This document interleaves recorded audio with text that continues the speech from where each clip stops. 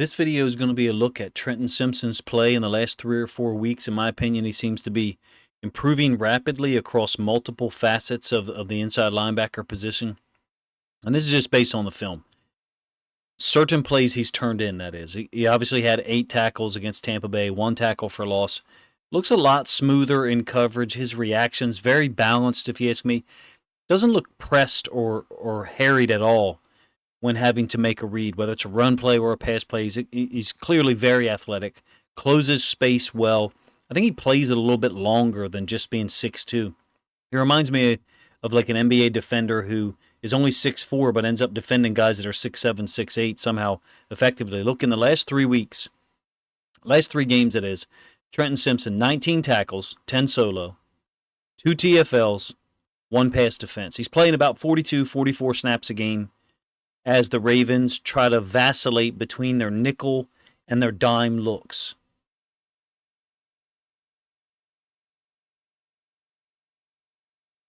He'll be 23 years old for the entirety of the 2024 season. Why do I mention that? I'd like to see an intentional plan from the coaching staff on how to use him, how much to use him, and what positions to put him in. Essentially, I'd like to see him stretched a little bit and asked to do things, maybe even to the field side as an inside linebacker coverage guy. Switching him and Roquan Smith. People have talked about having Roquan Smith off the field. I'm not advocating for that. I'm saying find out what Trenton Simpson can do well, very similar to what they did in the regular season, so we can build off of it. The athleticism, obvious, his closing speed, his potential as a hybrid outside linebacker, inside linebacker, particularly to the boundary, is interesting. So the blitz usage is obvious as well, and you'll get one instance of that here in the game against Tampa Bay, and then one against the Bengals. All of that is important, but the ability that the aspect or element of his game that I find most interesting is the ability to adjust during the play. It just sticks out compared to other guys.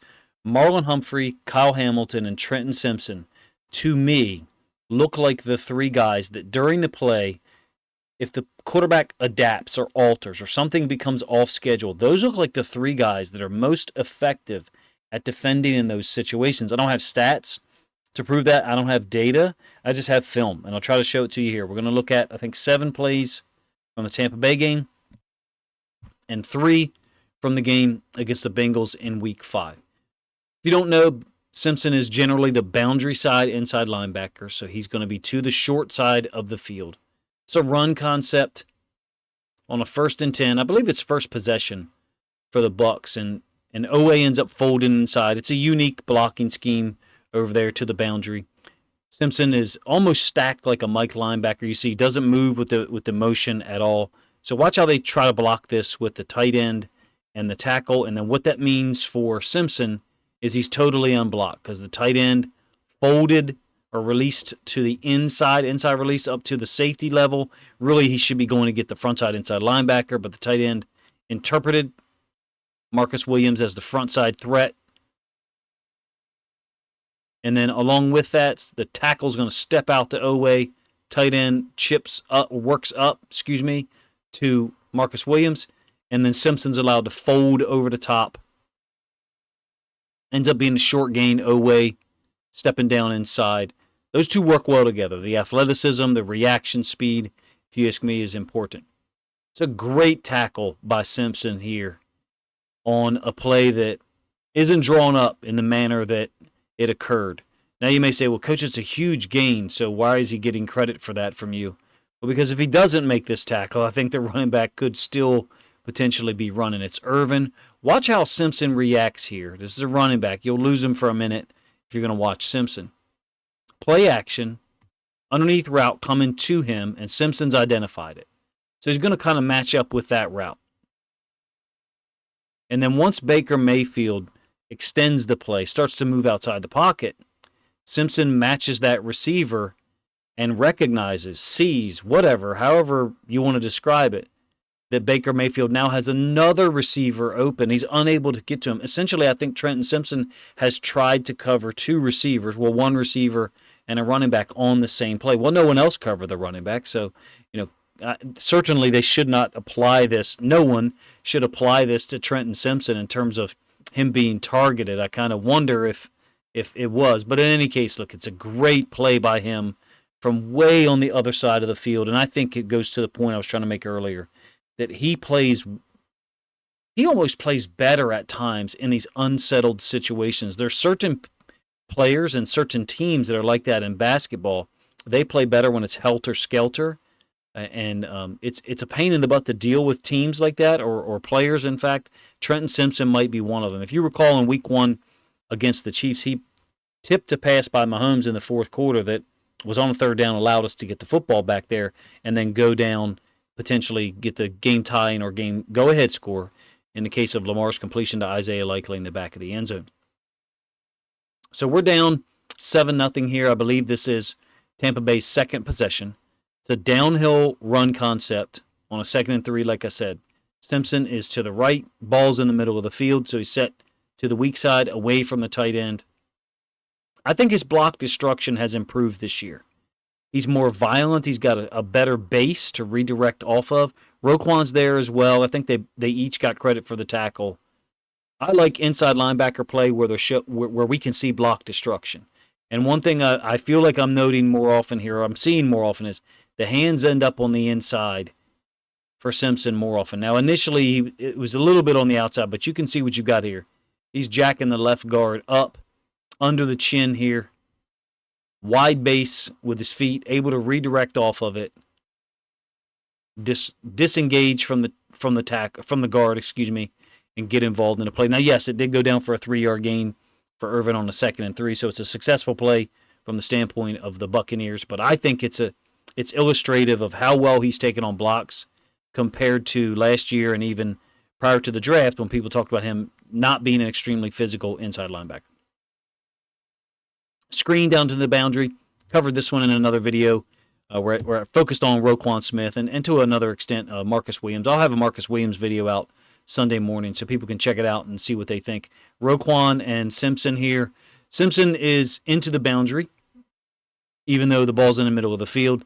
It's a boundary side play, screen. The Bucs are a really good screen team. I'd like to see him hammer through this and condense or compress this such that the running back isn't able to just put his foot in the ground and veer to the inside. Now, numerically, we've got problems. Travis Jones has run himself away from the play. It's 4-on-2, 3-on-2, however you want to count it. Roquan really couldn't have gone to the inside of this, in my opinion, because he's got a blocker right in front of his place. Were this blocker not to be here, sure, we've got a force player in Simpson, and then Roquan could have taken a different angle run on the heels of this offensive lineman and make the tackle when the running back cuts back. That's not the way it happened. There was actually a blocker there. I'd like to see Simpson be a little bit more aggressive, taking on there. But he thinks he's got a boundary mentality. He understands that to the boundary there's no one lined up outside of him. So generally he's the person responsible for force, and he's got to make the tackle. 1st and 10, I believe we've moved to the third possession here. Another situation where he's downhill, getting to the leverage side, the gap side, basically, against the center, Graham Barton. Makes the tackle on Tucker, ends up being a 3-yard gain. Ball's on the left hash, so that is Simpson. This is Roquan. I'll give you the all-22 in the end zone angle one more time. He's more decisive, in my opinion. As he seems to be more decisive even than in the preseason, where he had moments where he was very impressive, in my opinion, and looked like we were going to see him on the field a lot. And then when we're using the dime look more often in Zach Orr's defense, what does the yards per play look like? What's the success rate? I'm not sure. I have no idea. I just know that this guy looks like someone who should be on the field more than just 37 snaps a game, which I think is what he played 2 weeks ago against Washington. Third possession still. He's lined up down into the boundary to the side where Van Noy is. And I like how he's able to tempo running backs, kind of execute a dance, if you will, with the offensive lineman, but still keep his leverage on the running back, basically where match the running back's path, but dodge, dip under, or whatever you want to call it, offensive lineman as need be. Look how great the eyes are here. He's clearly got offensive linemen in the way with White flowing to the side. Excuse me. White cuts it back, and Simpson has bounced underneath of that offensive lineman. I think it's Mulch. It's him, Van Noy, and at least two others. Travis Jones there as well to make the play. I think it's illustrative. It gives us an idea of how well he can fit the run and match the running back's path. He's not just playing his gap. To me, he's a guy who can play his gap, and he can move and fold over the top, dip underneath to play someone else's gap as well if the running back redirects it, bounce it, or tries to cut it back. Hopefully I said that in a way that makes sense. Some guys can only play their gap. Some guys don't even do that. Some guys just play the football wherever it is. He seems to be a guy who can do a little bit of both, in my opinion, and that's actually my favorite type of inside linebacker to watch film of. It's a 6-yard gain by White here. Would I like to see him compress his gap, which is B gap, a little bit more? Yes, I would. He's pointing to the right side. He knows that the ball is coming to his side in this direction. It's third quarter, 21 personnel. I'd like to see him press his gap more. To me, we've got a C-gap player here. I think we need, Trenton, we need you in this area here to knock this guy back. Now, that's a saying. You're not actually going to knock a tight end back. It's oftentimes going to be a stalemate. In my opinion, he's getting a little bit too much width here on the fit. Needs to be a little bit more downhill. The combo wasn't for him. The ISO is, the tight end on the lead. I'll let you see it one more time from the end zone angle. He's playing well. I'm just trying to illustrate small things that I would like to see him do in a little bit different manner. Other people, you guys, or other experienced coaches or Ravens coaching staff may not agree. Since we do have a C-gap player, in my opinion, I think we need him here. And if him coming downhill in that gap was to force the running back to bounce it, the way that it works generally, the C-gap player has to be able to redirect. Additional to that, the backside inside linebacker is going to flow over the top. Part of that is about alignment, but in any case, I digress. It ends up being a 6-yard gain for White downhill through that B gap. Really nice read by him and then dip under. Joker's formation, wide receiver into the backfield with the actual running back out of 11 personnel. They set a tight end backside. That tight end's going to set a pseudo screen. Really, it's a snag concept. You can see the ball is out right now. Baker Mayfield not reading a thing. He's just trying to make it look like snag and get a piece of the inside linebacker or second-level defender. It's Simpson who misses the tackle, but he does force McMillan back inside. That's acceptable to me. Just from the standpoint of you've utilized the help defense, which is to your inside, in this case to his left. He has no help out here. Yes, the sideline is there, but you don't want to allow, you want to take advantage of the help that you do have in the form of your other teammates. So we have inside-out flowing defenders here to play the ball back to. No, you don't teach people to miss tackles. However, you do tell them, hey, at least you missed it on the correct side. Put that guy back into our help. And in this case, it ends up being no gain on the play. Hopefully I said that in a way that makes sense. I think Trenton Simpson played extremely well against Tampa Bay. I think the film displays it. Jet sweep where Tavius Robinson and Trenton Simpson are going to be involved in the tackle. Actually, it's a tackle for loss of 2 on the play. Simpson finishes it off. I think Robinson's the guy that disrupts it initially on the sweep into the boundary. He's lined up inside of the tight end. Tight end arc releases. You guys kind of lost the tight end here off screen to your right. That's Simpson. Tavius Robinson dealing with the left tackle. Forces him back. The left tackle is almost like setting here. It's kind of weird. Simpson redirects inside, makes the tackle. Again, it's a 2-yard loss. I think it technically goes down as a tackle for loss for Simpson and not Tavius Robinson. This play here, I think, is illustrative of his ability to adapt during the play. I think he's a swim move on the left guard. Maybe he just slaps past him, not necessarily a swim move, and then closes down on Burrow, forces an incompletion, gets a quarterback hit. My apologies. There actually was a swim move there. I knew my notes were correct. His ability to close space reminds me of basketball guys that block shots, kind of like when the other team has a fast break. Maybe not necessarily from behind, but he reminds me of those guys who can make up ground as the ball is being pushed down the court by the offense, and he can block, come up with a block or a steal or something from behind, from the side. Again, those to use that basketball comparison or go a step further with it, those are unsettled situations. This is a really, really talented football player with a ton of potential, and if you ask me, I want to see him on the field more. I don't know about you.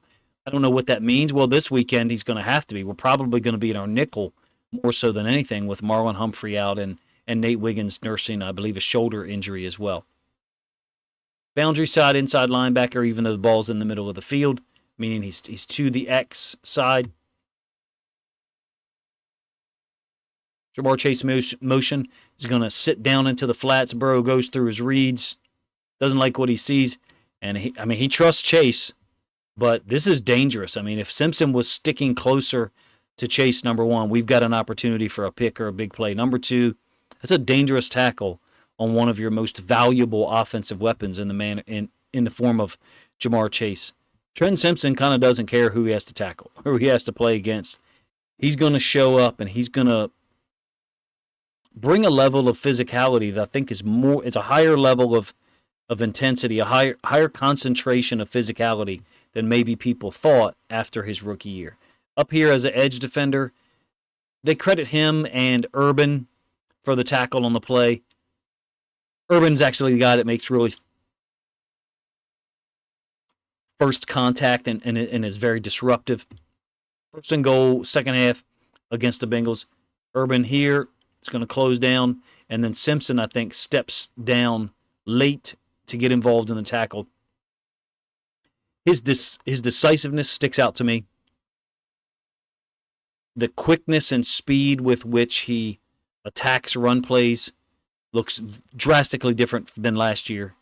The block destruction, in my opinion, even though I've got two instances of kind of what I talked about earlier where I think he should compress his gap a little sooner, a little quicker, the block destruction looks worlds different than 2023 and way better than his film at Clemson, his final year there.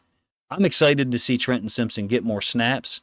Number one, he's young, very quick, strong, doesn't miss tackles to my knowledge. Yes, you do have the missed tackle where Roquan cleaned it up, but there's certain missed tackles that we still count on like a defensive productivity chart or statistics. But from our perspective as a coaching staff, there's certain missed tackles that are acceptable because it promotes inside-out pursuit by guys who can sometimes get knockout shots when a player is able to break the tackle on the outside and kind of redirect back towards the middle of the field. I had fun trying to put this video together. It was easy to do because you just watch the defensive film. Trenton Simpson kind of pops off the screen, and producing a video for you guys on a Saturday morning after my first preview film study of the Ravens' trip to Cleveland to take on the Browns. This one was pretty cool to put together. You guys have to let me know if you, A, appreciated it, enjoyed the plays that I stacked together or packaged together, in this production, and see if you agree with me that he's playing at a very high level. I'm a little bit even surprised at how smooth he is on pass coverage, oftentimes used in man against the running back into the boundary. But nonetheless, I think Trenton Simpson looks really solid across multiple parts of the field, the width of the field, and then techniques or concepts they're asking him to execute on a play-by-play basis as well. Appreciate you guys' time, man. If you think other Ravens fans would enjoy this film study look at Trenton Simpson's play over the last 2 or 3 weeks of his second year in the NFL with Baltimore, then please consider grabbing a link to this video, sharing it out on social media to help this content get more reach.